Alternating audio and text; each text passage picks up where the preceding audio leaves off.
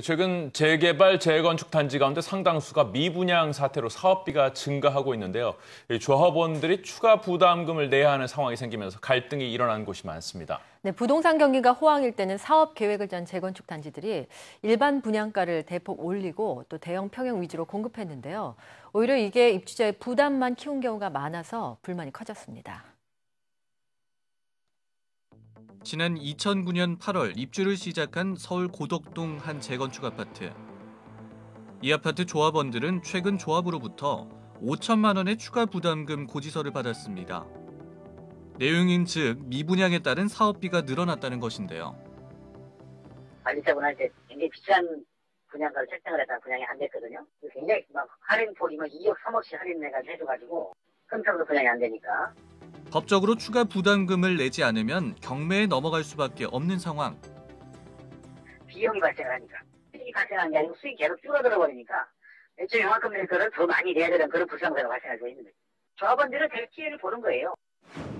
서울 북가좌동의 한 재건축 아파트 조합원들 역시 지난해 10월 입주를 앞두고 평균 3천만 원의 추가 부담금을 더 냈는데요. 2008년 분양 당시 154가구가 미분양된 것이 문제였습니다. 작년에 입주한 거라든지 재작년에 입주한 거라든지 하는 것들은 관리처분이 보통 한 4년, 5년 전에 이루어진 것들이거든요.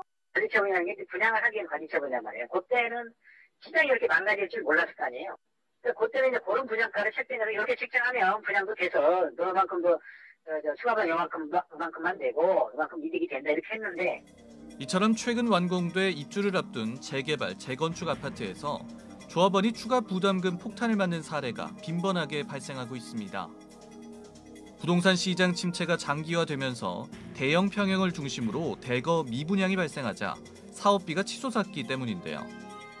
특히 단순 도급 형태로 시공사를 선정한 단지의 경우 미분양에 따른 모든 책임이 조합에 있다 보니 추가 부담금 폭탄을 피할 수 없는데요. 미분양 책임을 조합이 가져간다는 도급 계약이 있었던 단지들 같은 경우에 미분양이 발생했을 때 입주를 한다 하더라도 추가 분담금이 나올 가능성이 높고요. 특히나 미분양 해소가 쉽지 않은 만큼 앞으로도 더욱더 추가 부담금이 늘어날 가능성도 있어 보입니다. 최근 재건축 사업장에선 조합이 시공사를 선정할 때 미분양에 대한 책임 분담을 요구해 시공사 선정 자체가 무산된 사례도 나왔는데요. 서로가 리스크를 지지 않으려고 하기 때문에 사업이 전체적으로 늦어질 가능성도 있는 상황.